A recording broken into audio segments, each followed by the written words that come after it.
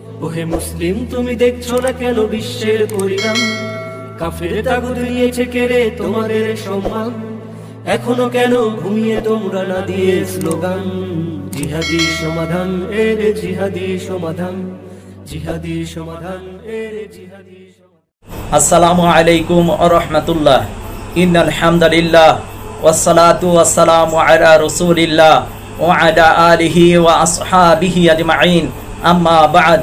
প্রিয় দর্শক শ্রোতা, আমাদের আজকের আলোচনার বিষয়বস্তু হচ্ছে ফিলিস্তিনে মিশর থেকে ভেসে আসছে খাবার, বর্ডার মানবতার জন্য অভিশাপ। আপনারা জানেন, আপনারা দেখেছেন সোশ্যাল মিডিয়াতে, যেটি আমরাও দেখেছি, মিশরের কিছু ভাই বোতলে ভরে চাল এবং ডাল ফিলিস্তিনের মুসলমানদের জন্য পাঠিয়ে দিয়েছে। বিশ্ব বিবেক আজকে নাড়া দিয়ে উঠছে। আজকের এই একবিংশ শতাব্দীতেও, এ উন্নয়নের যুগেও আমরা দেখি যে মুসলমানরা কঙ্কাল হয়ে গেছে। ফিলিস্তিনের মুসলমানরা খাবার না খেতে পেরে আজকে কঙ্কাল সার হয়ে গেছে। একজন বাবা তার সন্তানদের মুখে এক মুঠো আটা উঠিয়ে দেওয়ার জন্য ট্রাক থেকে আটা কুড়াচ্ছে। আজকের এই সময়টায় যেখানে পশ্চিমারা তারা মানবতার কথা বলে, কিন্তু তারা কুকুরের পিছনে যেই টাকা খরচ করে, সেই টাকাও আজকে মুসলমানদের পিছনে তারা খরচ করে না। তারা লোক দেখানো সাময়িক কিছু ত্রাণ দেয় বিশ্বের মুসলমানদেরকে ধোঁকা দেওয়ার জন্য। আবার তারাই টনের টন ভুমা ফেলে মুসলমানদেরকে হত্যা করে। তারা ত্রাণের নামে তারা রাজনীতি করে। তারা তাদের হীন স্বার্থ উদ্দেশ্য বাস্তবায়ন করার জন্য লোক দেখানো কিছু ত্রাণ দেয়, আবার ত্রাণ দিতেও বাধা দেয়। যার কারণে আজকে জাগ্রত মুসলিম বিশ্ব মুসলমানদের মধ্যে যাদের বিবেক আছে, শুধু মুসলমান নয়, যারা মানুষ, যাদের মধ্যে ন্যূনতম বিবেকবোধ আছে, তারা এই ফিলিস্তিনের মুসলমানদের পক্ষে কথা বলে, তাদের হৃদয় কাঁদে। এই কারণে দেখলাম পানিতে ভাসিয়ে বোতল দিয়ে তারা খাবার পাঠিয়ে দিচ্ছে, চাল ডাল পাঠিয়ে দিয়ে তারা বলে যে ভাই আমাদের ক্ষমা করো, আমরা নিরুপায়, আমরা পারতেছি না তোমাদের পাশে দাঁড়ানোর জন্য। কেন পারতেছে না? এই বর্ডারের কারণে, জাতীয়তাবাদের কারণে, ভৌগোলিক সীমানার কারণে, রাজনৈতিক স্বার্থের কারণে, প্রশাসনিক কাঠামোর কারণে, ব্যক্তিগত সীমানার জন্য আজকে এমনটি পারতেছে না। গোটা বিশ্বের অনেক বিবেকবান মানুষ ফিলিস্তিনের মুসলমানদের পাশে দাঁড়াতে চায়, তাদের পক্ষে লড়াই করতে চায়। বিশ্বের অনেক দেশের মুসলমানরা বর্ডার খুলে দিলে ফিলিস্তিনদের মুসলমানদের পক্ষে লড়াই করতে চায়, কিন্তু বাধা দেয় এই গাদ্দার শাসকরা। এই জাতীয়তাবাদ, এই বর্ডার মানবতার জন্য একটা অভিশাপ। কারণ এই বর্ডার কে দিয়েছে? জাতীয়তাবাদ কি? হাতের মধ্যে একটা পতাকা ধরাইয়া দিয়া, একটা মানচিত্র দিয়ে, কিছু ভূমি দিয়ে আমাদেরকে সান্ত্বনা দেওয়া হচ্ছে। অথচ আল্লাহ তাআলা পবিত্র কুরআনুল কারীমের মধ্যে বলছেন, ওয়াইদ ক্বালা রাব্বুকা লিল মালাইকাতি ইন্নী জাঈলুন ফিল আরদি খলিফা। আল্লাহ তাআলা বলতেছেন, আমি পৃথিবীতে খলিফা প্রেরণ করব। আল্লাহ তাআলা পবিত্র কুরআনুল কারীমের মধ্যে আল্লাহ তাআলা মুসলমানদেরকে খলিফা বা প্রতিনিধি হিসেবে পাঠিয়েছেন, যারা পুরা পৃথিবীর প্রতিনিধি। আজকে তারা পৃথিবীতে সবচেয়ে বেশি লাঞ্ছিত, অপমানিত, অপদস্থ। এর একটাই কারণ, তারা জাতীয়তাবাদের ফাঁদে, গণতন্ত্রের ফাঁদে, তারা ধর্মনিরপেক্ষতার ফাঁদে, তারা সেকুলারিজমের ফাঁদে পা দিয়েছে। আল্লাহ তাআলার যে বিধান, আল্লাহ তাআলা মুসলমানদেরকে যে আপনার আল্লাহর জমিনের খলিফা বা প্রতিনিধি হিসেবে প্রেরণ করেছেন, সেটি তারা ভুলে গেছে। খেলাফত কি, খলিফা কি, সেটাও আজকে তারা জানে না। কারণ তাদেরকে এই জাতিকে ভুলিয়ে দেওয়া হয়েছে। এই পশ্চিমা কালচার, পশ্চিমা শিক্ষা, তারা মুসলিমদের সিলেবাস থেকে খেলাফত শব্দটি ছিনিয়ে নিয়েছে, খলিফা শব্দটি তারা ছিনিয়ে নিয়েছে। আল্লাহ তাআলা পবিত্র কুরআনুল কারীমের সূরা নূর 24 নম্বর সূরার 55 নম্বর আয়াতে আল্লাহ তাআলা বলেন, ওয়া'দাল্লাহুল্লাযীনা আমানু মিনকুম ওয়া আমিলুস সালিহাতি লা ইস্তাখলিফান্নাহুম ফিল আরদ কামা ইস্তাখলাফাল্লাযীনা মিন ক্বাবলিহিম। আল্লাহ তাআলা বলেন যে আল্লাহ তাআলা ওয়াদা দিচ্ছেন, যারা ঈমান আনয়ন করবে, বিশ্বাস স্থাপন করবে, আল্লাহ তাআলা তাদেরকে অবশ্যই পৃথিবীতে শাসন কর্তৃত্ব, খেলাফত দান করবেন। আল্লাহ তাআলা খলিফা হিসেবে মুসলমানদেরকে পৃথিবীতে পাঠিয়েছেন। মুসলমান হচ্ছে আল্লাহ তাআলার খলিফা। সারা পৃথিবীটা কার? আল্লাহ তাআলার। আজকে এখানে বর্ডার দিয়েছে কে? সাইক্স পিকো সর্বপ্রথম বর্ডার দিয়েছিল আমেরিকার এক প্রেসিডেন্ট। তা আল্লাহ তাআলার জমিনে আল্লাহর প্রতিনিধি যদি হয় মানুষ, তাহলে মানুষ এক জায়গা থেকে আরেক জায়গায় যাবে, এক দেশ থেকে আরেক দেশে যাবে, বাধা দিচ্ছে কারা? কায়েমি স্বার্থবাদীরা। এখানে ভুগীরা জবরদস্তিমূলক শাসন এটি মানুষের উপর চাপিয়ে দেওয়া হয়েছে। জোরজার মুল্লুক তার ভিত্তিতে আজকের বিশ্ব রাষ্ট্র পরিচালিত হচ্ছে। এখানে যার যত বেশি শক্তি আছে, যে যত বেশি ক্ষমতাশীল, সে তত বেশি ক্ষমতা দেখিয়ে এখানে ভোগ করতেছেন আল্লাহ তাআলার প্রদত্ত সম্পদ। এজন্য ইমাম মাহমুদ পৃথিবীতে এসে আবার মানুষকে খেলাফত কি, ইমারত কি, খলিফা কি সেটি বোঝাচ্ছেন। আজকের বর্ডার এটি মানবতার জন্য একটি অভিশাপ। সেটি কিভাবে? আজকে বাংলাদেশ একটি বর্ডার আছে, ভারতের একটা বর্ডার আছে, পাকিস্তানের একটা বর্ডার আছে। এক দেশ থেকে আরেক দেশে যাওয়ার জন্য দেওয়া হয় না কাঁটাতারের বেড়া। তাদেরকে বোঝানো হয় যে জাতিতে আমরা বাংলাদেশি, জাতিতে তারা ভারতীয়, জাতিতে তারা পাকিস্তানি। না, ইসলাম এটি সমর্থন করে না। জন্মগতভাবে আমি বাংলাদেশি, কিন্তু প্রকৃত জাতে আমি মুসলিম। সারা বিশ্বের মুসলমানদের একটাই জাতীয়তা, সেটা হচ্ছে মুসলিম। জন্মগতভাবে আমি বাংলাদেশি, জন্মগতভাবে ভারতীয়, জন্মগতভাবে পাকিস্তানি হতে পারে, কিন্তু জাতের দিক দিয়ে মুসলমানরা, সারা বিশ্বের মুসলমানরা একটাই মাত্র জাত, সেটা হচ্ছে মুসলিম।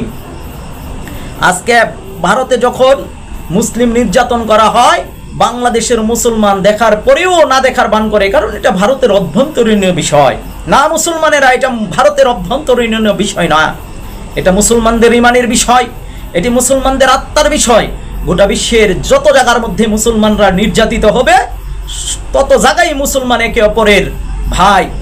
তাদের একটা দেহ, তাদের অন্তর কাঁদতে হবে, তার পাশে থাকতে হবে। এটাই হচ্ছে ইসলামের শিক্ষা। আজকে কায়েমি স্বার্থবাদীরা বর্ডার দিয়েছে, এটা এই সীমানা, এটি মুসলিমদের কোনো সীমানা নয়। এগুলো জাতীয়তাবাদের নামে কায়েমি স্বার্থবাদীরা, তারা এই বর্ডার দিয়ে তারা মুসলমানদেরকে বিভক্ত করে দিয়েছে, মুসলমানদেরকে ডিভাইডেড করে দিয়েছে। আজকে ভারতের মুসলমান, পাকিস্তানের মুসলমান, ইন্দোনেশিয়ার মুসলমান, বাংলাদেশের মুসলমান বলে বিভেদ তৈরি করা হয়েছে। মুসলমানদের মন মস্তিষ্কের মধ্যে সীমানা বা প্রাচীর ঢুকিয়ে দেওয়া হয়েছে। যদি এই বর্ডার না থাকতো, আজকের গোটা বিশ্বের মুসলমানরা এক জায়গা থেকে আরেক যেতে পারত, কিন্তু আজকে যেতে পারে না। এমন কি দেখেন, মুসলমানদের প্রাণের ভূমি হচ্ছে কাবা এবং মদিনা। সেই কাবা এবং মদিনাতে আজকে পর্যন্ত এই বর্ডারের নামে ব্যবসা করা হচ্ছে। হজ করতে যাবে, সেখানে ভিসা নেওয়া হচ্ছে। এই বর্ডার থাকবে না ইমাম মাহদির সময়। খেলাফত ব্যবস্থা প্রতিষ্ঠিত হলে এই বর্ডার থাকবে না। মুসলমানদের এই বর্ডার উচ্ছেদ করে দেওয়া হবে। গোটা বিশ্বের মুসলমানরা এক দেশ থেকে আরেক দেশে যাবে, এক দেশের মুসলমানরা আরেক দেশের মুসলমানদের পাশে থাকবে। সেখানে বর্ডারের নামে এই অভিশাপ থাকবে না। এই বর্ডার নামে কাঁটাতারের বেড়ার মধ্যে ফেলানির মতন লাশ ঝুলে থাকতে হবে না। আপ্যায়ন এবং অতিথিশালা থাকবে, মেহমানখানা থাকবে। এক দেশের মানুষ আরেক দেশে গেলে সেখানে আপ্যায়ন করা হবে। তাদের জন্য মুসাফিরখানা থাকবে, আপ্যায়নখানা থাকবে, সেখানে তারা খাবে, সেখানে রাত্রি যাপন করবে। এক দেশের মুসলমান আরেক দেশের মুসলমানকে ভাই হিসেবে স্বাগতম জানাবে। এই কাঁটাতারের বেড়া উচ্ছেদ করার জন্য ইমাম মাহদির কাছে বায়াত নিতে হবে, ইমাম মাহমুদের কাছে বায়াত নিতে হবে। এই বায়াত মুরালির বায়াত না, সাধারণ কোনো বায়াত না। এজন্য আজকের ফিলিস্তিনের মুসলমানরা যারা বলে যে আমরা অসহায়, আমরা নিরুপায়, আমি বলবো যে আমরা অসহায়, আমরা নিরুপায় হইছি আমাদের কর্মের কারণে। আমরা এই মুরতাদ শাসকগুলোকে, স্বার্থবাদী শাসকগুলোরে ক্ষমতায় রাখছি, আর তারা তাদের স্বার্থের জন্য এই বর্ডারকে তারা মেনে নিয়েছে, তারা এই কাঁটাতারের বেড়াকে মেনে নিয়েছেন। কিন্তু প্রকৃতপক্ষে আল্লাহ প্রদত্ত ব্যক্তিরা এই অভিশাপ, এই বর্ডার এগুলো রাখবে না। সারা বিশ্বের মুসলমানরা ভাই ভাই, সে ভিন্ন ধর্মের হোক, তথাপিও সে এক দেশ থেকে আরেক দেশে গেলে তাকে আপ্যায়ন করা হবে, তার জানমালের নিরাপত্তা দেওয়া হবে। এই ভুলগুলো আমাদের ভাঙতে হবে। অনেক বিধর্মীরা মনে করেন যে ইসলামী খেলাফত ব্যবস্থা প্রতিষ্ঠিত হলে তারা মনে হয় অসহায় হয়ে যাবে। না, আপনাদের জান এবং মালের নিরাপত্তা দেওয়া হবে। এই বিষয়গুলো আমি পর্যায়ক্রমে ইনশাল্লাহ আলোচনা করার ইচ্ছা রাখি। ওয়া মা তাওফিক ইল্লা বিল্লাহ। ফিলিস্তিনের মুসলমানদের জন্য মিশর থেকে আজকের বোতলে ভরে খাবার পাঠানো হয় কেন? বাধাটা দিচ্ছে এই কাঁটাতারের বেড়া। এই শাসক গোষ্ঠীগুলো, মুরতাদ শাসক গোষ্ঠীগুলো, কায়েমি স্বার্থবাদীরা, পশ্চিমাদের পাঁচাটা গোলাম, ইহুদিদের গোলামেরা, তারা তাদের স্বার্থের জন্য তারা মুসলিমদের বর্ডার দিয়ে রাখছে। এ জাতীয়তাবাদের পতাকা তারা হাতে উঠাইয়া দিছে। আমরা জানি না জাতীয়তাবাদ কোনটা। দেশের ভিত্তিতে বিভাজন করা, এগুলো ইসলাম কখনো এলাও করে না। ইসলাম উদারতায় বিশ্বাসী। সারা পৃথিবীর মুসলিমরা একত্রিত থাকবে, কোনো বর্ডার থাকবে না। আর ইমাম মাহদী সেই বর্ডার ভেঙে দিবেন ইনশাআল্লাহ তাআলা।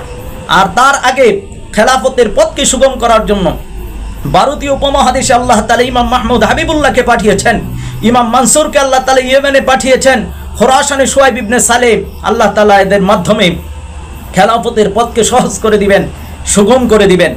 এজন্য ভৌগোলিক যে অবস্থান, রাজনৈতিক যে অবস্থান, প্রশাসনিক যে কাঠামো, ব্যক্তিগত যে সীমানা, এই কিছুর সব কিছুর ঊর্ধ্বে গিয়ে আমাদেরকে খেলাফতকে প্রতিষ্ঠা করার জন্য, ইসলামী ইমারতকে প্রতিষ্ঠা করার জন্য কাজ করতে হবে। যদি আজকে এই ইমারতের জন্য কাজ করতে পারি, তাহলে বিশ্বের যে কোনো জায়গায় মুসলমানরা নির্যাতিত হবে, মুসলিম শাসকগণ সেখানেই কি তাদের পাশে দাঁড়াবে? মুসলিম শাসকগণ তাদের পাশে দাঁড়াতো। কিন্তু বর্তমান যে মুসলিম শাসকরা, তারা কখনোই মুসলমানদের প্রকৃত অভিভাবক না। তারা মুসলমানদের প্রকৃত অভিভাবক না, তারা মুসলমানদের রাহবার না, তারা কায়েমি স্বার্থবাদী, তারা ভোগী। তারা ত্যাগের জন্য আসে নাই। যারাই ক্ষমতায় আসতে চায় তারা ভোগ করার জন্য আসতে চায়। কেউ কখনোই জাতিকে কিছু দেওয়ার জন্য আসে না, তারা তাদের পেট ভরার জন্য আসে। বর্তমানে রাজনীতিটা হচ্ছে সবচেয়ে সফল একটা ব্যবসা। এই ব্যবসায় আসতে পারলে টেন্ডারবাজি করা যায়, সাদাবাজি করা যায়, অবৈধ সম্পদের মালিক হওয়া যায়, হাজার হাজার কোটি কোটি টাকা তারা অর্জন করতে পারে। এই কারণে রাজনীতির পেশা আসতে চায়।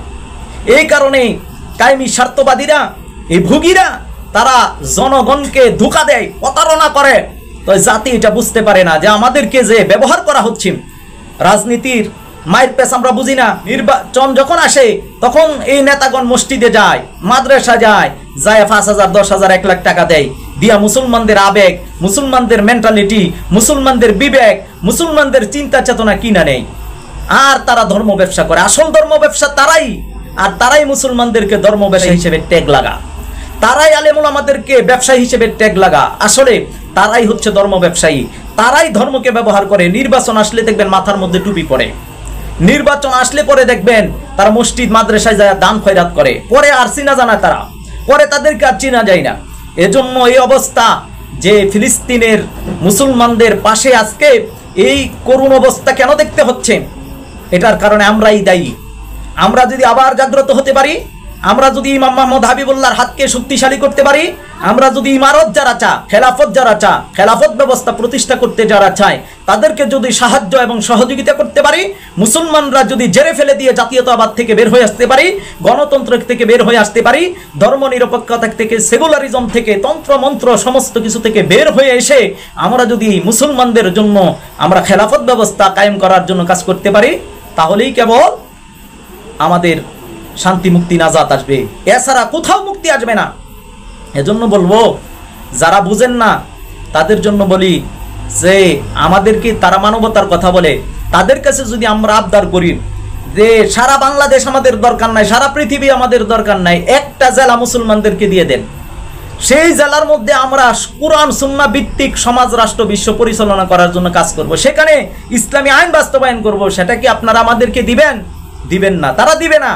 এ রাজনীতিবিদরাও দিবে না, এই কায়েমি স্বার্থবাদীরা দিবে না, পশ্চিমারা দিবে না। কারণ তারা চায় তারা এই বিশ্ব শাসন করবে।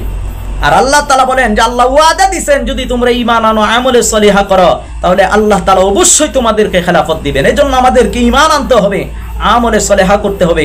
এবং যদি আমরা ঈমান এনে আল্লাহ তাআলা যে কাজ করার জন্য বলছেন, খেলাফত দিন কায়েমের জন্য, আকিমুদ্দিন ওয়ালা তাতাফাররাকু ফিহি, তোমরা দিনকে কায়েম করো। খুলে দেখেন সূরা শুরা 13 নম্বর আয়াত, আল্লাহ তাআলা বলছেন আকিমুদ্দিন, দিনকে কায়েম করো, ওয়ালা তাতাফাররাকু ফিহি, তোমরা সেখানে বিভেদ করো না, তোমরা বিচ্ছিন্ন হইও না, দলাদলি করো না। আল্লাহ তাআলার এই হুকুম যদি মানেন, ওয়াতাসিমু বিহাবলিল্লাহি জামিআ ওয়ালা তাফাররাকু, তোমরা আল্লাহর রজ্জুকে শক্ত করে ধরো। যদি শক্ত করে ধরতে পারেন তাহলে আল্লাহ তাআলা সাহায্য করবেন। যদি আমরা আল্লাহ তাআলার কুরআনকে প্রাধান্য দেই, সমস্ত দল মতের ঊর্ধ্বে গিয়ে আল্লাহ তাআলা বলছেন ঐক্যবদ্ধ হওয়ার জন্য। আমরা ঐক্যবদ্ধ হব ইসলামের ভিত্তিতে, তাওহীদের ভিত্তিতে, রিসালাতের ভিত্তিতে। তাহলেই কেবল আল্লাহ তাআলা আমাদেরকে সাহায্য করবেন। বিভিন্ন দল উপদলে বিভক্ত হইলে মুসলমানদের উপর আল্লাহ তাআলার সাহায্য আসবে না। বিশ্ব মানবতার জন্য এই বর্ডার অভিশাপ। এই বর্ডারকে উচ্ছেদ করার জন্য আমাদেরকে কাজ করতে হবে, খেলাফতের জন্য, ইমারতের জন্য। আসুন আমরা কাজ করি ইনশাআল্লাহ তাআলা। যার যার অবস্থান থেকে মানুষকে বুঝাই, মানুষদেরকে খেলাফত কি, ইসলাম কি, ইসলামী ইমারা কি, ইসলামী শরিয়া কি, এগুলো বোঝানোর চেষ্টা করি। আল্লাহ তাআলা সেই তৌফিক আমাদেরকে দান করুন। আমিন ইয়া রাব্বাল আলামিন। আসসালামু আলাইকুম ওয়া রাহমাতুল্লাহ। এসো এসো বন্ধুরা দলে দলে, ইমাম মাহমুদের পতাকা তলে। এসো এসো বন্ধুরা দলে দলে,